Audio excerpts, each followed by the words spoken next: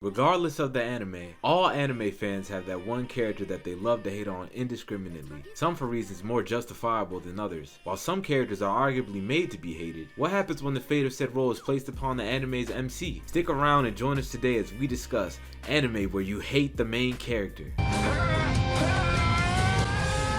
For this episode, we'll be breaking up each of anime's most hated MCs into 3 categories. The one everyone hates, the one that I hate, and the one that deserves to be hated. Though this list should make it obvious, just because someone is mentioned in this video doesn't automatically mean that I personally hate them. So if I mention your fave, no crying is allowed. And obviously, spoiler alert!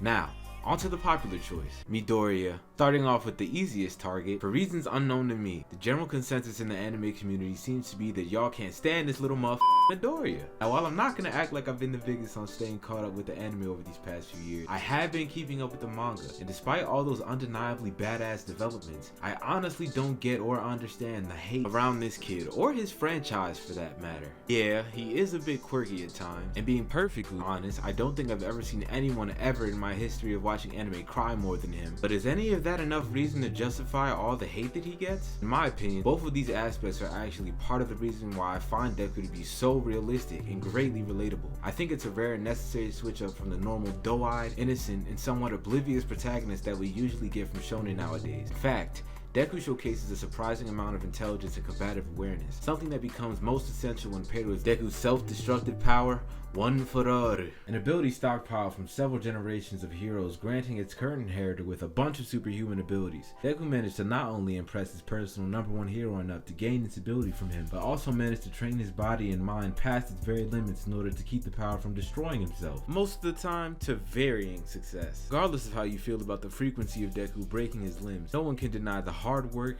resilience, and discipline showcased by him in order to earn his right to power. For that reason alone, I must declare any hatred of him or towards him unjustified. Unless your reason for hating him is the fanbase, in which case you and your feelings are completely valid. The first deserved MC on the list, and my personal choice for the most hated, has to go to none other than Light Yagami. I'll take a potato chip and eat it. Alright y'all, this is the one that I've been waiting for. Now, when I tell y'all I can't stand this maniacally evil, childishly narcissistic, and freakishly attractive character.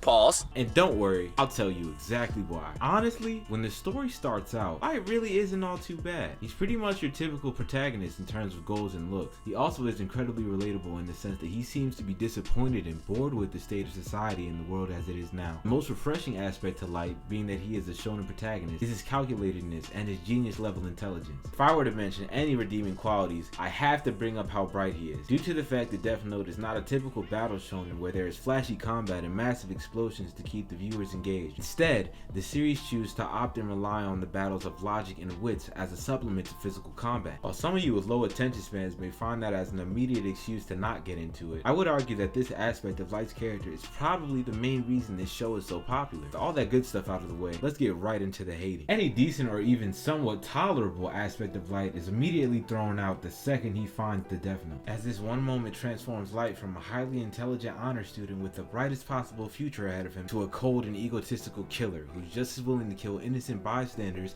as he is the hardened criminals he claims to want to protect them from. Which immediately brings me to my next point, his god complex. Very quickly, we witness Light's descent into his delusion of becoming the self-imposed god of a new world, free of crime and only inhabited by those he himself deems worthy. That's not how it works. That's not how any of this works. This is obviously flawed for various reasons, but it really starts to show up when we witness just how far Light will go to get what he wants. The first example shown of Light being a scumbag, killing the fake L. Prior to this moment, all of Light's kills had been on criminals who, arguably, you could say had at least somewhat deserved it. However, Lynn L. Taylor does not count as an example of this, as regardless of whether he was an actual criminal or not, Light took his life thinking he was just a normal detective working to solve his case. Not only that, the reason he did so was solely because his ego couldn't handle the fact Taylor handed him a fat ass L. What a baby this guy is. It's also the fact that this decision to end the life of someone solely for disagreeing with him directly leads to L being able to pinpoint his exact whereabouts,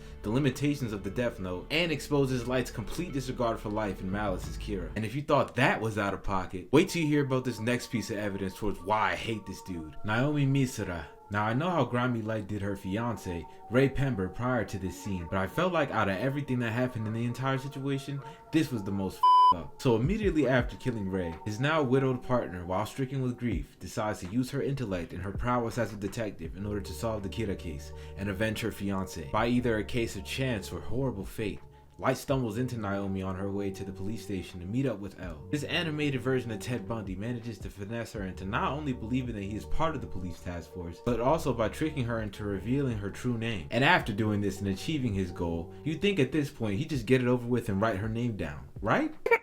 That is not correct. Rather than choosing the quickest, easiest, humane way to handle Naomi, he makes her pull a Hannah Baker. Live and in stereo. Plus, he makes sure to let her know with her last second of free will left that he is the one who killed her fiance and her. Obviously, I have to gloss over most of the rest of the shitty stuff Light's done, as this whole anime is pretty much about all the reasons he's going to purgatory, and if I tried to cover all of it, we'd be here all day. So instead, I'll go over what I personally find to be the reason Light is most unlikable: his treatment / abuse of Misa.